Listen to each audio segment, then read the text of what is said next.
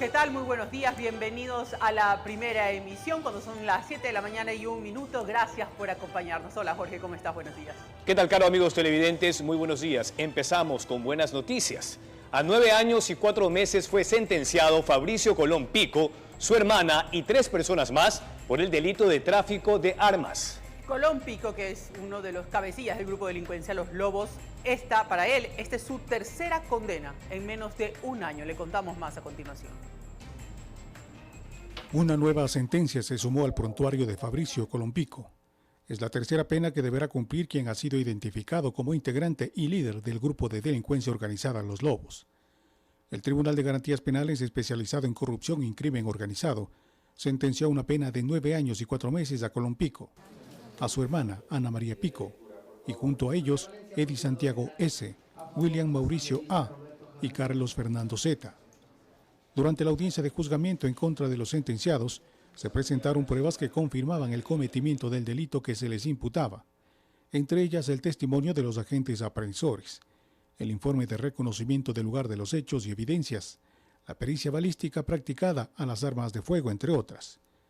El Ministerio Público los acusó del delito de tráfico ilícito de armas de fuego, armas químicas, nucleares o biológicas, tipificado en el inciso primero del artículo 362 del Código Orgánico Integral Penal, que sanciona esta acción con pena privativa de libertad de hasta 7 años. Sin embargo, en esta causa, a los procesados se les aplicó un agravante por haber participado 2 o más personas en esta acción delictiva. Colón Pico y los demás sentenciados fueron aprehendidos durante un operativo ejecutado en abril de 2024 en Puerto Quito, al noroccidente de la capital. En agosto del mismo año fueron llamados a juicio, hasta que finalmente fueron sentenciados en este mes de febrero. La pena impuesta a las 5 personas incluye además el pago de una multa equivalente a 20 salarios básicos unificados, es decir, $9.400 por cada uno. Colón Pico recibió su primera condena por el delito de intimidación en contra de la fiscal general del estado, Diana Salazar. Su segunda condena fue por el secuestro del hijo de un narcotraficante, y esta última, por tráfico de armas. Informó Miguel Ángel Bedoya. El Consejo Nacional Electoral no efectuará el conteo rápido el próximo 9 de febrero en la elección presidencial y de asambleístas. Los primeros resultados de la votación ya se los podría conocer a partir de las 18 horas. El tiempo está en contra, por eso el Consejo Nacional Electoral CNE ha tomado una decisión en torno al conteo rápido el próximo 9 de febrero, día de las elecciones. No estaba planificado, no ha habido ninguna reunión y en mi concepto ya estamos muy tarde para hacer un conteo rápido. Por el momento lo oficial es las encuestas a boca de urna o exit poll, que estarán a cargo de 4 personas jurídicas y naturales calificadas por el CNE. Empresa Tendencias Económicas y Administrativas S.A. Tendeco, Visión Empresarial BIEM S.A., Diego Roberto Tello Flores, Centro de Estudios y Datos CEDATOS Compañía Limitada. Estos resultados podrán emitirse pasado las 17 horas. Desde las 18 horas el máximo organismo electoral ya contaría con los primeros resultados oficiales, de acuerdo a cómo ingresa la información al centro informático desde las juntas receptoras del voto. Pasar las 5 de la tarde ellos tienen que organizar las papeletas de votación, realizar el conteo, llenado de actas. Posteriormente viene el escaneo que entra al sistema informático y va hacia los centros de procesamiento electoral para su verificación, digitación, etcétera, y empiezan a salir los resultados. En los procesos anteriores, aproximadamente 20 horas o 20 horas 30, hemos salido a dar los resultados. Esto mientras del jueves 6 será el voto de las personas privadas de la libertad, sin sentencia condenatoria ejecutoriada, empadronados 6.218, 5.691 hombres y 527 mujeres, deber cívico que se desarrollará en 42 centros penitenciarios en 20 provincias. Se instalarán 61 juntas receptoras del voto. Tenemos el voto en casa el viernes 7 de febrero, beneficiarios en total 662 electores, juntas receptoras del voto 174 y rutas a nivel nacional 111. Tome en cuenta que el silencio electoral iniciará el viernes, es decir, no se puede hacer campaña, informó Héctor Romero. Bueno, y existen interpretaciones contrarias respecto a la decisión de la Corte Constitucional de declarar la inconstitucionalidad de 2 decretos ejecutivos. Al respecto, los juristas Ismael Quintana y David Carrión exponen algunas de las causas. A pesar que la Corte Constitucional declaró la inconstitucionalidad de los decretos ejecutivos 500 y 505, para el constitucionalista Ismael Quintana, esa decisión al final del día terminaría beneficiando al presidente Daniel Noboa. Mentiras tras el fallo, que la Corte le ha dicho a Noboa que debe pedir licencia, falso. Que la Corte ha determinado que si Noboa se ausenta del cargo es la señora Abad la que debe asumir la presidencia, falso, eso no ha dicho la Corte. Que la Corte ha dicho que hacer campaña electoral no implica un caso de fuerza mayor. Falso, no lo dice. 3 mentiras que se están empezando a querer posicionar respecto de un tema que la Corte no ha resuelto. Yo lamento que la Corte haya generado tanta expectativa respecto a un asunto en el cual la Corte termina diciendo muy poco.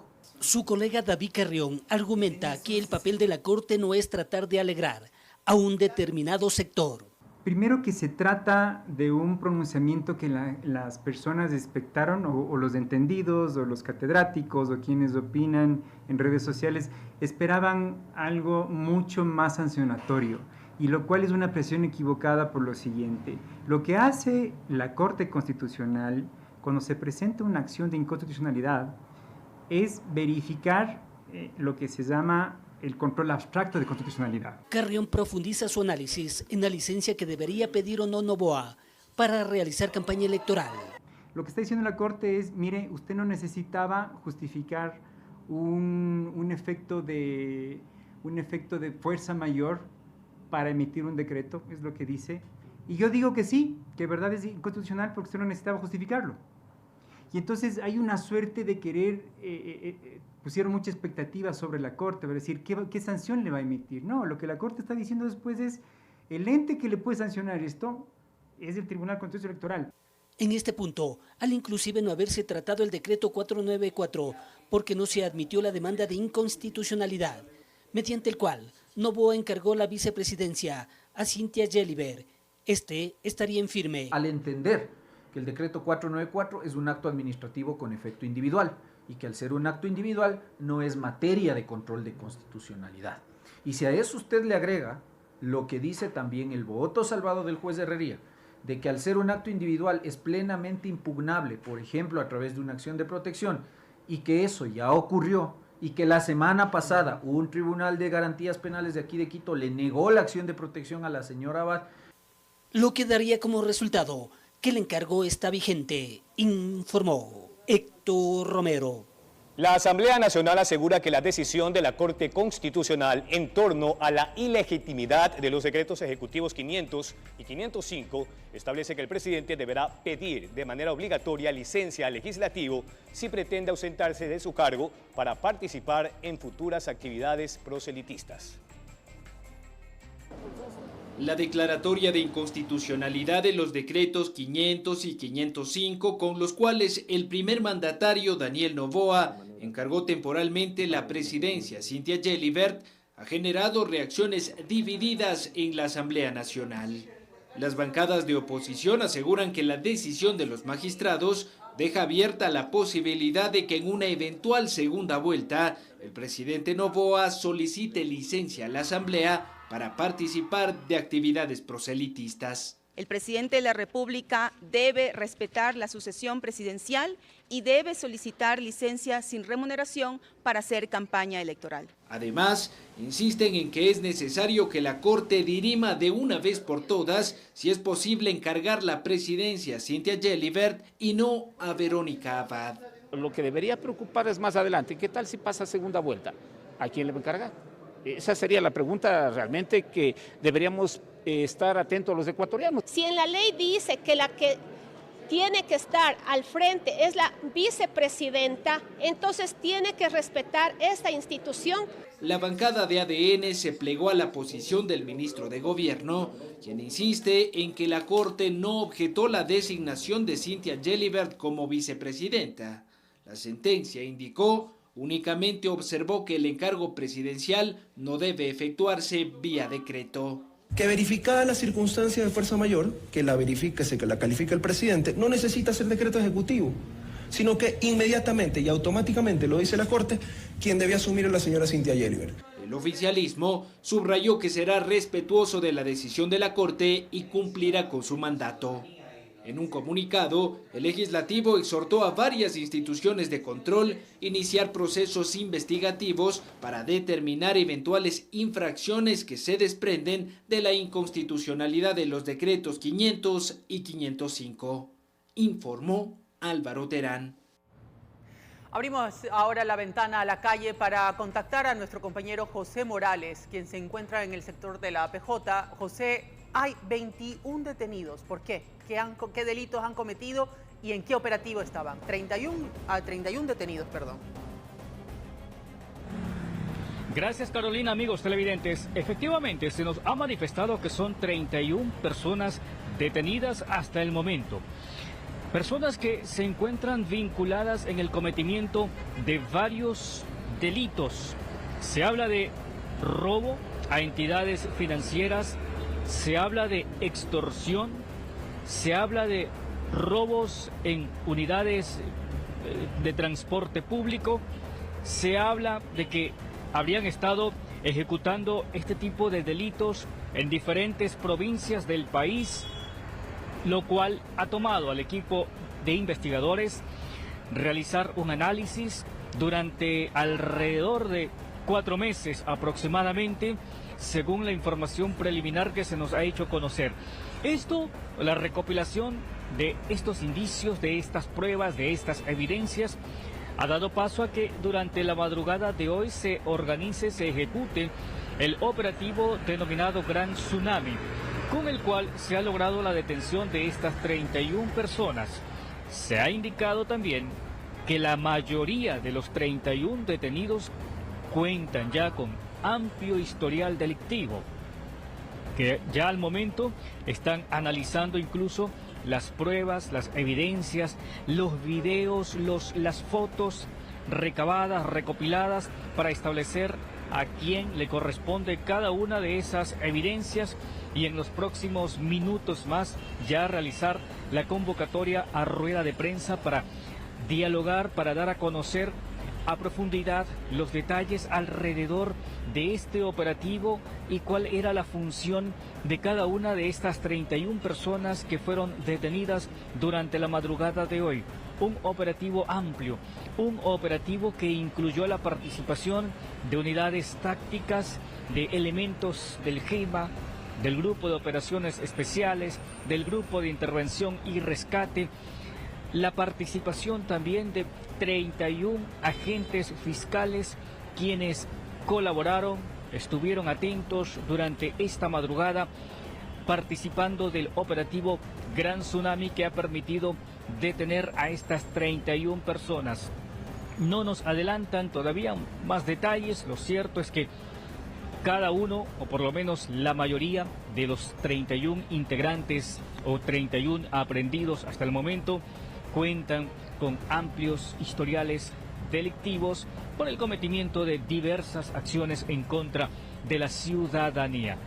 Lo cierto es que en este caso estamos todavía a la espera de que ya en los próximos instantes se proceda con la rueda de prensa respectiva. Hay una consulta, sí. Jorge, en estudio. Sí. José, ¿me escuchas? Perfecto. Vamos entonces con este detalle, con esta información, a retornar a estudio, compañeros, amigos. Estamos a la espera de que ya en los próximos minutos se convoque a la rueda de prensa para conocer más detalles sobre este operativo Gran Tsunami que hoy ha golpeado con 31 personas detenidas. Volvemos a estudio, compañeros. Así es, 31 sujetos quedaron ahogados en esa operación. Vamos con otras noticias. Tras el anuncio del presidente Noboa sobre el bloqueo de fronteras durante los comicios de este domingo, se llevaron a cabo las operaciones de reconocimiento sobre los puntos en donde se efectuarían los despliegues por parte de los uniformados tanto de Ecuador y Colombia. Veamos.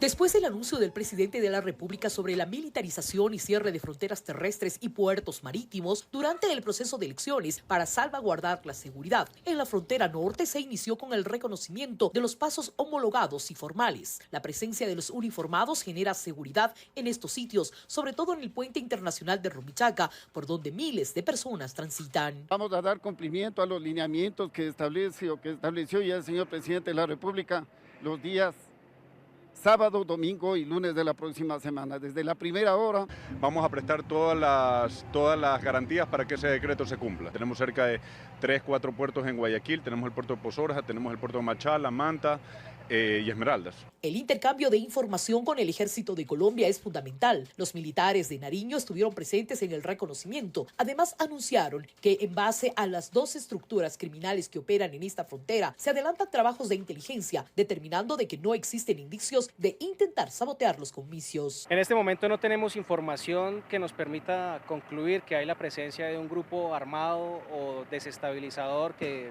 quiera afectar este proceso democrático en el Ecuador. En frontera tenemos 2 grupos que delinquen en este sector, uno de ellos es Comandos de Frontera, y por el lado del Chical, Tufiño, tenemos la segunda Marquetalia, Columna Móvil Iván Ríos. Al momento en Carchi son 500 efectivos militares que realizan las operaciones de seguridad electoral, mientras se espera el refuerzo de otras unidades en esta frontera. Nosotros estamos a cargo de 75 recintos aquí en el Carchi, se han hecho las coordinaciones necesarias, van a venir unidades del interior también a reforzar la frontera norte para tener cubiertos los 2 frentes. La Policía de Migración se suma a esta seguridad para evitar que extranjeros intenten cruzar la frontera desde el 8 de febrero, que se cerrarán los pasos que conducen a Colombia y viceversa. Van a permanecer cerradas, entiéndase, para realizar cualquier trámite migratorio, ¿no? Estamos en reuniones y coordinación con personal de Fuerzas Armadas para realizar los diferentes operativos. Con cámaras de José Cedeño desde Tulcán, informó Miriam Enríquez. La carrera por llegar a Carondelet termina aquí. Día de elecciones en Ecuador. Que vamos a luchar la elección del 2025. Como solo RTS puede informarte. Desde las 6 de la mañana hasta el cierre de la jornada. Hoy somos los protagonistas del cambio. Conoce lo que ocurre en todas las provincias del país en Usted Decide 2025. El domingo 9 de febrero, en transmisión continua por RTS.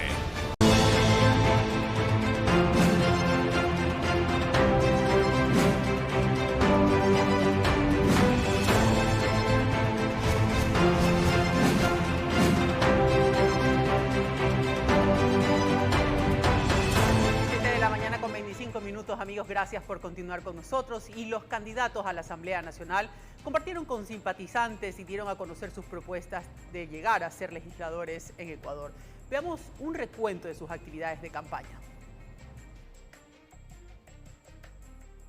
Anabela Asín, candidata a la Asamblea Nacional por el partido ADN, este martes publicó en sus redes sociales que de llegar a ser electa en los próximos comicios generales, una de sus propuestas como legisladora sería la creación de un hospital oncológico en la ciudad de Quito. El Hospital Oncológico La Esperanza, para pacientes con cáncer. Nos comprometemos a construir un centro hospitalario de 9 pisos y 55.000 metros cuadrados con 500 profesionales de la salud, tecnología de última generación y una inversión de $150 millones. Mientras que Raúl Chávez, candidato a la Asamblea por el partido Reto, compartió con cientos de simpatizantes en el sector de las Lomas de la Florida, ubicado al norte de la ciudad de Guayaquil. Ahí el candidato propuso los cambios que realizaría si es elegido en las elecciones del 9 de febrero. Además, se realizó varias actividades con los seguidores que mostraron apoyo en su candidatura. Informó Amy Moreno.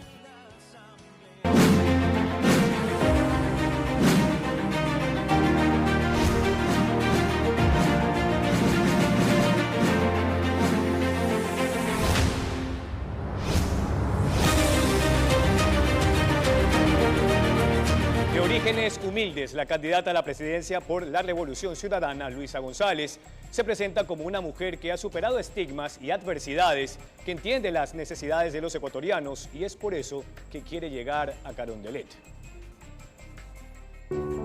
En esta campaña electoral, la aspirante a la presidencia por la Revolución Ciudadana y Reto, Luisa González, de 47 años, nos contó su historia a fondo en un documental biográfico en el que una vez más resaltó el orgullo que siente por su herencia manabita, pues su familia es de Canuto, una parroquia de Chone en la provincia de Manabí, aunque por casualidad durante un viaje, Luisa nació en Quito.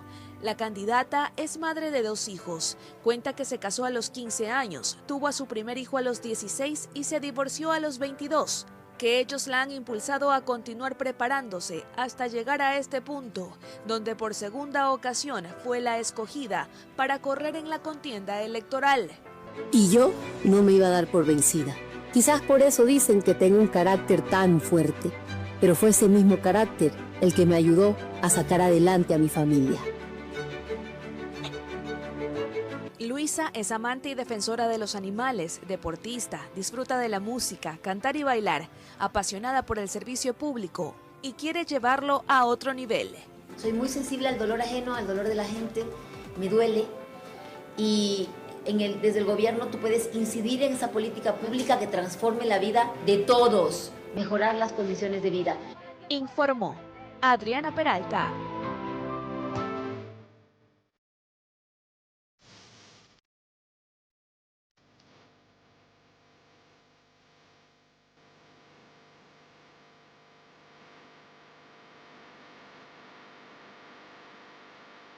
Usted ya ve en pantalla a Carolina Pimentel, quien se encuentra en la cooperativa Juan Montalvo. Carolina, aquí han ocurrido 2 hechos muy importantes que la gente debe conocer.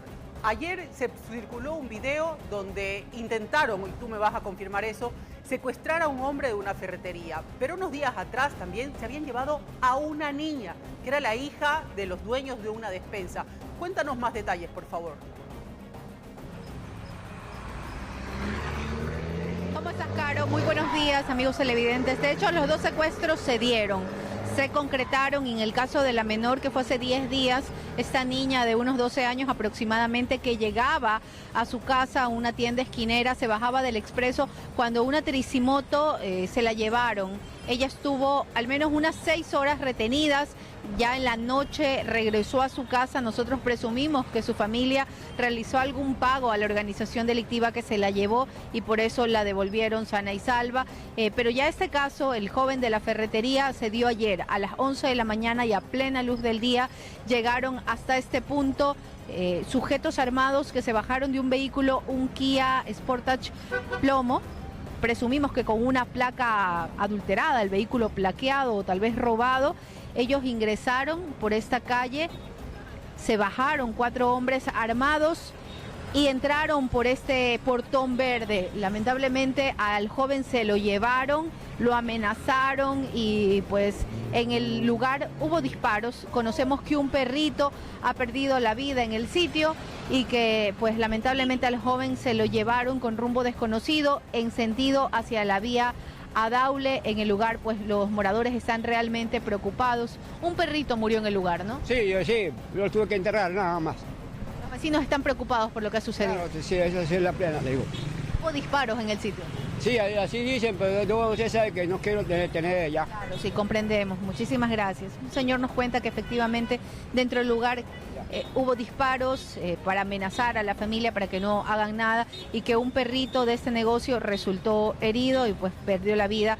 Esto mientras el joven, el dueño de la mascota, aparentemente un hombre de 35 años, el hijo de los dueños de este negocio esquinero, que es pues un negocio de venta de elementos de construcción, de materiales de construcción, permanece secuestrado. Esto ocurrió a las 11 de la mañana y como les decía, mantiene realmente asustados a todos los vecinos porque no ha sido el único caso. El secuestro de la niña ocurrió hace 10 días y hace apenas una semana en el mercado que está ubicado aquí muy cerca en el sector de la Juan Montalvo se dio también un intento de secuestro. Esto ocurrió en el mercado San Jacinto, donde llegaron también hombres armados que intentaron llevarse a un hombre, a un comerciante del sector.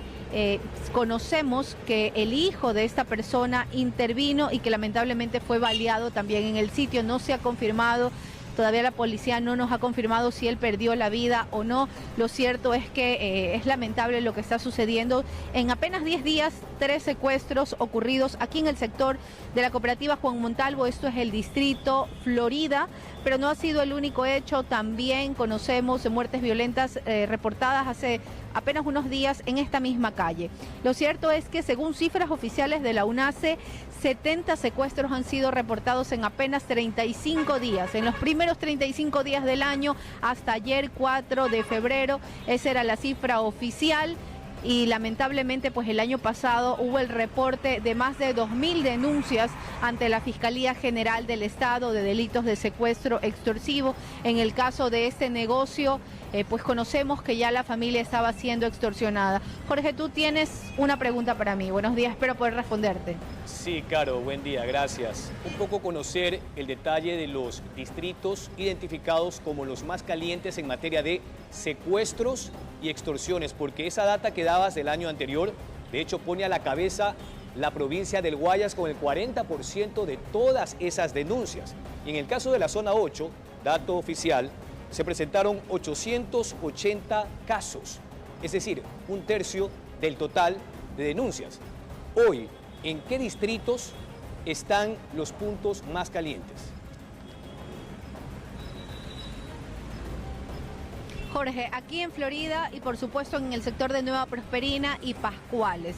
Esos son los 3 distritos, sobre todo en el noroeste de Guayaquil, donde se han reportado la mayoría de los secuestros. Hay también que aclarar algo. La Fiscalía recibe denuncias. A veces ocurre que hay 2 denuncias de un solo caso. Tal vez 2 miembros de la familia o hasta 3 pueden realizar una denuncia, acercarse a la Fiscalía o llamar al ECO 911 y todo eso suma. No quiere decir que pues, hubo realmente 2.000 secuestros, sino que hay 2.000 alertas.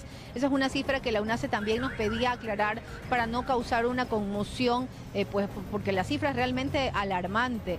Pero sí, pues los secuestros se siguen dando, conocemos que ellos están trabajando, que personal del Grupo FICE también está pues alerta, y el año pasado, desde marzo que se creó este grupo especializado para trabajar en temas de secuestro y extorsión, hasta diciembre fueron más de 150 personas liberadas. Caro, tú tienes también una pregunta para mí. Sí, Carolina, quisiera que además que con nuestro compañero camarógrafo podamos ver el sector, ¿no? Podamos ver el barrio, que las personas que están en otras ciudades puedan un poco imaginar este lugar, y que además tú nos detalles, porque estás desde temprano ahí, y nos cuentes un poco cuál ha sido tu percepción, la dinámica que has visto, que probablemente un día, unas horas después de este secuestro, este nuevo secuestro, cómo se encuentra también la gente, ¿no?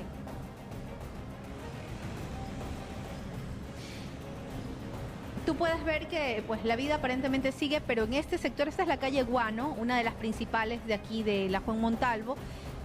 Hay poco tránsito, hay vehículos que pasan, pero hay poca gente que pasa caminando o niños que van a la escuela, aunque ya son las 7:35.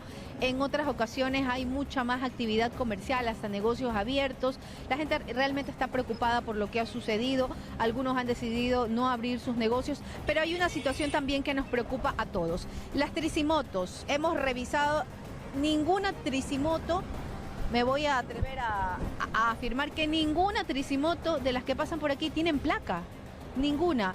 Ni las homologadas, ni estas pues elaboradas de forma irregular aparentemente, no tienen una placa que las identifique, y muchos de los delitos se están cometiendo a bordo de estos vehículos. Lamentablemente, por ejemplo, el secuestro de la menor de edad, de esta niña de 12 años que ocurrió hace 10 días y que, bueno, gracias a Dios solo estuvo unas horas retenida contra su voluntad de esta niña, pero ocurrió con una tricimoto, y lamentablemente aquí hemos estado prácticamente 45 minutos y tal vez 2 o 3 tricimotos tienen placa, pero el resto no.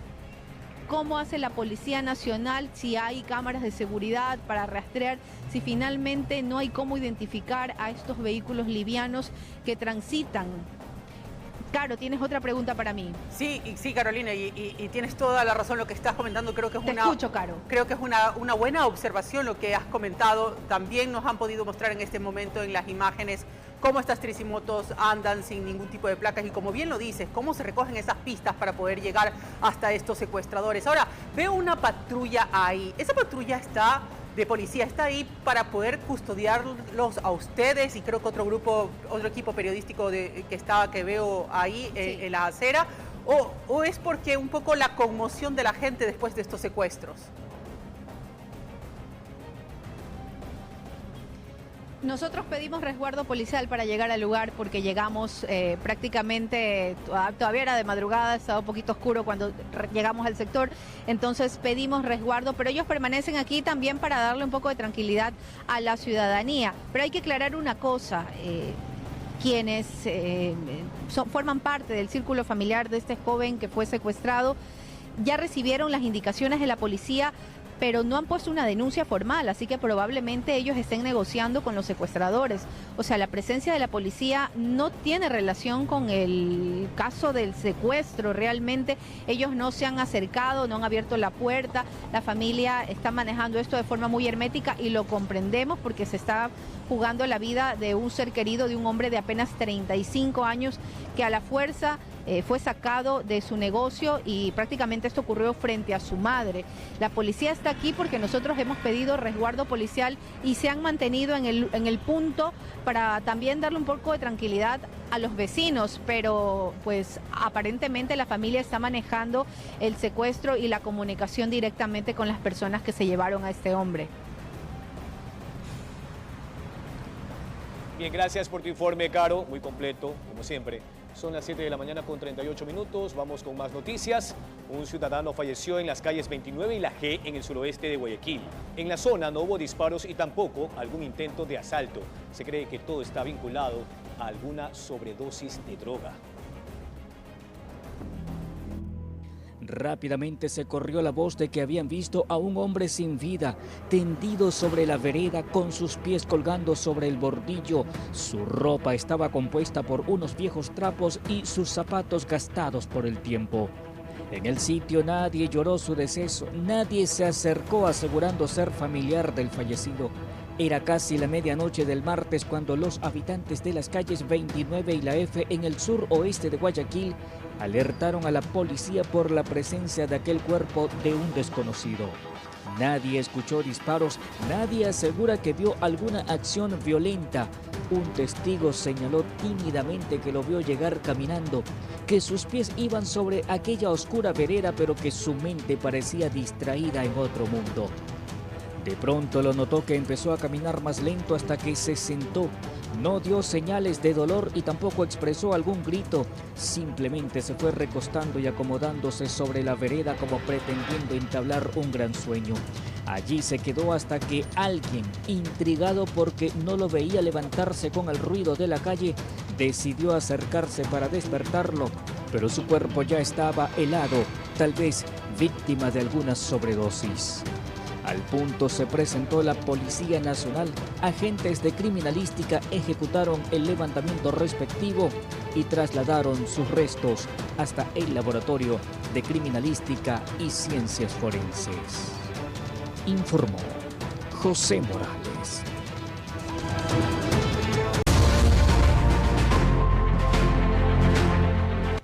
Entre los retos que tendrá el próximo gobierno en el tema de la salud pública están honrar una millonaria deuda, dotar de equipamiento a hospitales y también de medicinas e insumos, entre otros factores. Todo esto es lo que va a tener que enfrentar el próximo jefe o jefa de Estado. Así menciona también un exministro de Salud y el presidente de la Federación de Médicos de Ecuador. Le contamos más a continuación. Si de retos hablamos, la deuda tanto con el IES, el Ministerio de Salud y otras dependencias que atienden a los pacientes es el más grande e importante, según el exministro del ramo Luis Sarracín. A finales de 2024, el Ministerio de Finanzas precisó que se ha priorizado el cumplimiento de pagos esenciales, 50 millones a Solca, 62 millones a clínicas dializadoras y 7,8 millones a 208 médicos del MSP. Pero al ser una deuda histórica, aún falta. La deuda del gobierno para con salud es tremenda. Va a ver si es posible que la puedan pagar, empezando con que el Ministerio de Salud tiene una estructura absolutamente anárquica e incompatible con la salud, con la división en 10 áreas de salud que nunca ha servido. En ese sentido, también recomienda reformar la jerarquización en las unidades hospitalarias, que a su criterio fomenta la corrupción. Nombrando los gerentes de hospital. Los hospitales no son empresas, ahí hay que nombrar directores de hospital, pero mediante concurso para formar el trípode. Director, subdirector administrativo, subdirector médico, no a dedo, para que en 2 o 3 meses los voten y aprovechan muchos de ellos ese tiempo para fondearse. En Ecuador existen más de 60.000 médicos y un déficit de profesionales entre 18.000 y 20.000 para más de 5 especialidades. El presidente de la Federación de Médicos del Ecuador sostiene que debido a que no se impulsa la carrera sanitaria, es poco atractivo para los doctores trabajar en lo público y eso también repercute en la dinamización de las consultas. Con mucha mayor prolijidad, con mucho mayor dinamismo, sin que exista un margen entre el motivo de la consulta hasta la consulta de especialidad. Y para eso nosotros hemos planteado el plan 2050, pasar del modelo curativo al modelo preventivo, es decir, trabajar con otros ministerios. Y claro, que esos médicos cuenten con sus herramientas de trabajo. Se dote a todos los servicios de salud del país de todos los implementos, de todos los reactivos necesarios, que se fortalezca la atención primaria de salud y que sobre todo a nivel de las unidades hospitalarias estén debidamente equipadas. Informó Adriana Peralta. Este miércoles 5 de febrero analizaremos los desafíos en la transición hacia energías renovables y gestión de recursos, una visión sobre las acciones que deberá ejecutar el próximo presidente para asegurar una estabilidad energética en Ecuador. Los detalles en la noticia, emisión estelar. 668 familias recibieron departamentos y viviendas independientes de parte del gobierno nacional en el Plan Socio Vivienda 4 en Guayaquil. El presidente Daniel Noboa estuvo presente en la entrega de llaves a los beneficiarios. El sueño que tenían después de alquilar por muchos años y de vivir en casa de sus padres y suegros terminó ese martes, cuando recibieron las llaves de sus casas y departamentos en el Plan Habitacional Sueño Guayaquileño. Yo vengo del terremoto.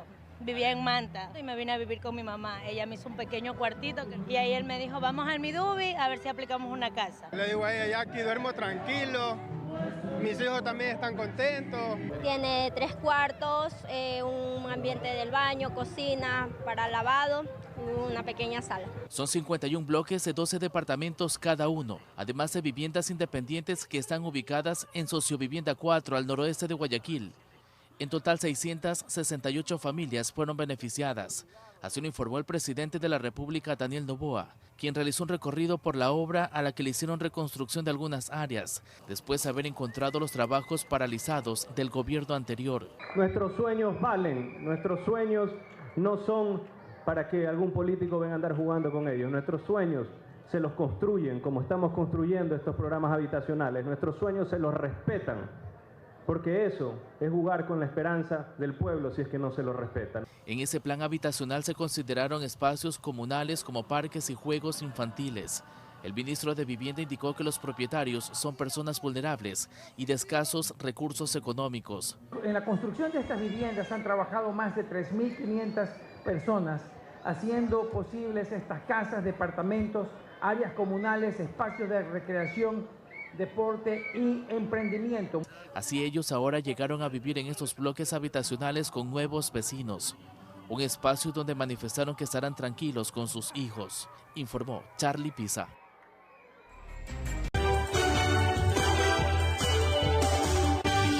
Este es el 4 de febrero. En conmemoración del Día Mundial de la Lucha contra el Cáncer, Solca presentó la campaña Campanazos de Vida en colaboración con la Arquidiócesis de Guayaquil.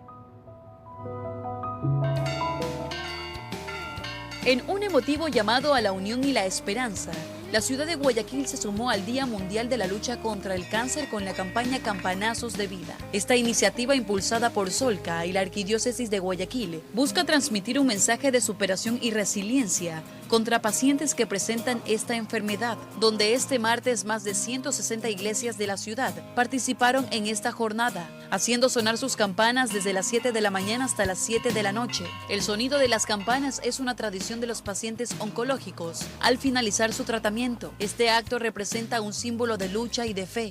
Y nos ayudan a recordar el significado de este campanazo, ¿no? Que básicamente es recordar la victoria de ellos frente al cáncer, hacer un reconocimiento también a los que lo han acompañado durante este proceso, familiares, médicos, enfermeras. También el hecho de que este campanazo por la vida representa un nuevo comienzo, un renacer, una nueva vida sin cáncer. Y sobre todo queremos que esto inspire a los pacientes que están actualmente con tratamientos oncológicos, para que vean que la enfermedad no es una sentencia de muerte, sino que es una enfermedad que puede lograr controlarse. Según datos de Solca Guayaquil, desde el 4 de febrero del año 2022 hasta la fecha, aproximadamente 150 pacientes han tocado la campana, celebrando su victoria contra el cáncer. Estas historias de superación son un testimonio de fortaleza y la esperanza que caracterizan a quienes han enfrentado esta enfermedad. Bueno, todo toma su tiempo. Sí, hay que ser pacientes. La verdad es que aquí es donde toma forma esa palabra o ese término médico.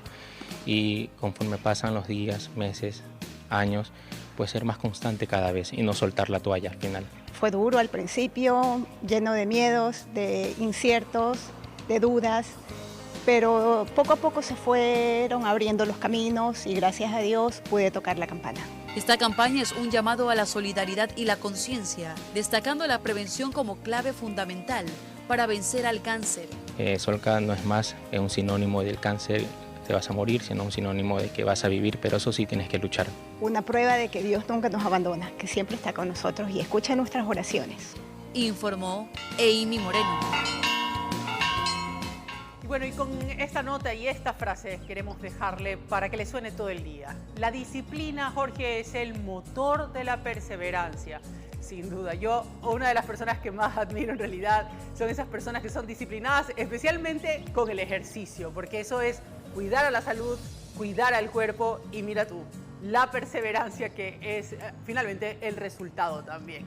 Que le suene todo el día a la gente y también que la aplique en las diferentes circunstancias de su vida, no solo en el ejercicio físico, sino también mental, hablo de lectura, y lo propio en el día a día, ¿no? Todo lo que hay que hacer o los compromisos que hay que cumplir.